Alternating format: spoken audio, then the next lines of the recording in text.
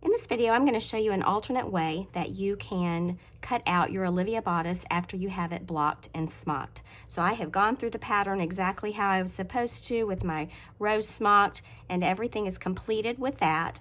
And I have it blocked on this board that I can iron onto. All of that is going to be in your pattern. And now I have my bodice template, and I need to figure out a way to sew all the way around here over all of these pleats. Your pattern will tell you to cut this out of some sort of alternative material, like a stabilizer, something that's a little bit soft and more pliable than paper. Pin it to this, and then go to the sewing machine and stitch around. And that way works just fine. I'm going to show you another way that I really like to do for a dress like that. You know, it's pretty daunting any time that you've spent so much time smocking something, and now you have to come and you have to cut these areas and cut through your smocking. And doing it this way just makes me feel a little bit more sure that everything's going to stay in place as I sew it. So I'm going to use freezer paper. A lot of you have probably used this before. This is a giant roll of it. A lot of grocery stores have them. I know you can also order it, but get out a piece of that your bodice pattern piece will fit on, your bodice template pattern piece will fit on, and trace it and make an exact copy. That's what I have right here, an exact copy of my template. And I have also, besides making the copy, I have marked the center line on it. So now that I have this cut out of my freezer paper, I don't need my regular template anymore. Now the freezer paper has one side that's just seems to be like regular paper, and the other side is a plastic. It's kind of shiny.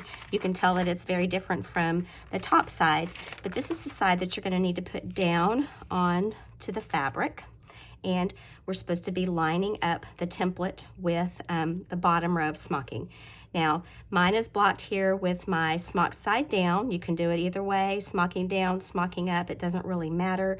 I've chosen to do it down for this one so you can see things a little bit better. But I've also put 2 pins here so I know where my bottom row is, because your template, according to the instructions, is supposed to be set at your bottom row of smocking. So I do have one holding row down below here too. I know you can't see it, but I can tell where it is. So I've got my bottom row lined up. I've also got a mark here where I've marked my center pleat. There's a little blue line here, and I've put a pin in the center down here. I've also, I should have said this, everything through here is pretty much spread out where my pleats are as straight as they're going to be. Obviously, this particular bodice has been smocked with a pretty tight pattern, so you're going to see a little bit of wiggly lines here as far as what the smocking is doing to the fabric, but this looks just fine. Just make sure that in general everything is spaced nice and evenly across here. It might be a better idea if you have a design where you're really concerned about the design of your smocking hitting in an exact spot on the curves. You might want to do this with the smocking side up. For what I'm doing here, it didn't really matter. But anyway, so this is blocked and it's dry. And so I'm going to put my template on here, line it up just like how I want it to be. And now I'm going to get my iron out. And it is not set super hot, kind of a medium setting with no steam. And I am going to press this template in place on here.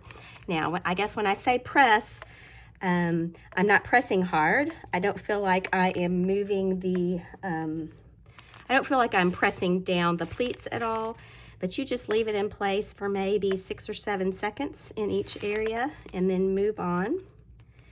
And as I do this, it just kind of slightly melts that fine layer of plastic and makes this paper adhere to the fabric right where you want it to be. You know, and I told you steam was supposed to be off, and here it is coming out. No problem. I sure thought I had that off, but I'm going to keep going. So I can see that it's pretty well stuck, but I can see up in here it didn't stick quite as well. So I'm just going to do a little bit more heat right there.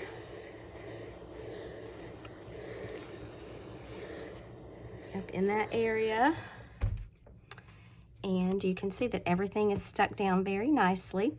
Now I can unpin all of these pins where I had it blocked down to my correct shape. You pull all these little guys out here, and show you what we have. So see how the paper is so nicely, just holds everything in place. Now in the next step of the pattern, what you do is go to the sewing machine, and I'm going to go over to my sewing machine and show you how I would do this, but we are just going to stitch with a very small stitch length all the way around here. Now this line here is my cutting line, so when we're going to be sewing, everything's going to be 1/4 of an inch inside. So we're going to do one tiny stitch all the way around, very, very close, just right next to the paper, and then we're going to do a second one right next to that, and then cut right at those lines, not through them, and that little bit will hold everything in place so that you can go ahead and construct your garment. So let me go ahead and take that to the machine, and you'll see what happens next. Okay, I'm here at the machine and I have gotten started with the next step. And the next step is to stitch all the way around the top of the bodice with a sewing machine. And this step is in your pattern. You need to set your stitch length very short at 1.5. Another thing that I've done is I have decreased the presser foot pressure on my machine so that it doesn't just, the presser foot doesn't just press down so hard that the pleats are super distorted as it passes over them. So if your machine has that, that might be a good idea to check out. See if you can decrease that a little bit.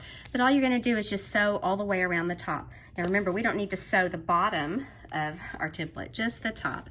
So just go all the way around right next to the paper. If you happen to pierce the paper, it's not going to hurt anything. Just as close as you can get, keeping everything lined up here. And I am just pivoting, really not pivoting, I'm just turning the fabric as I go. And when I get up here to this corner, I have the needle down set on my machine so that when I stop, my needle will be down like that. And now I'm in a position where I can lift the presser foot and pivot and go around the top of the shoulder. So do this all the way around one time, and then we'll do it for a second time, and then we'll be ready to cut. So I've stitched all the way around one time, and I'm going to do the same thing again. I'm going to line up my presser foot just right next to the last stitch that I did. So it is just right there, a little bit to the right, just almost like one stitch over, and I'm going to go around the top again a second time. And this is going to be just next to where I was before. Same settings on the machine. We're just doing the same thing a second time right next to the first stitching. And this is going to kind of create a barrier and seal off these edges of all of our smock stitches and our pleats so that we can cut this here in a minute and everything won't come out. In between your two stitchings that you've done, if you find that your freezer paper has come up a little bit, like mine had come up here on one of these corners, so I took it over to the iron and just pressed it down a little bit just so that everything would stay in place for my second stitching. So I've just got this just a little bit over from my previous stitching, and I'm going to continue on going around the top of this, and then we will go and cut in the next step. So I have started cutting out. I suggest a really good sharp pair of scissors, and maybe not the biggest pair of scissors that you have. These are kind of a medium size, but it's a good size that I can get curves and I can also be pretty accurate with them. And you are going to just cut all the way around your template. Go on and just leave it on just right to the right side of those stitches without cutting through them. So you're going to go all the way around the whole pattern doing that. You don't want to cut through the stitches because those are what's holding everything together and going to keep everything from coming apart, because I am currently cutting right through somebody's work. I didn't smock this one, and so it's even more intimidating for me right now to be doing this on somebody else's work. But anyways, I am going all the way around and cutting this out. But I'm not cutting through the stitches, and you can see I've got some cute little pieces here to work with. But go on and cut all the way around, and I would just leave this freezer paper in place until you're ready to construct. There's no reason to pull it off. It's not hurting anything, and just leave it in place, and then whenever you're ready to sew it to the next thing, then pull it off and you will be ready to go.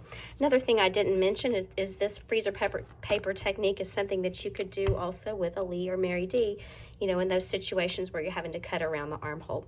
Works just as well for that too. Had to come back and just show you how it looks from the other side, ready to construct. Happy sewing.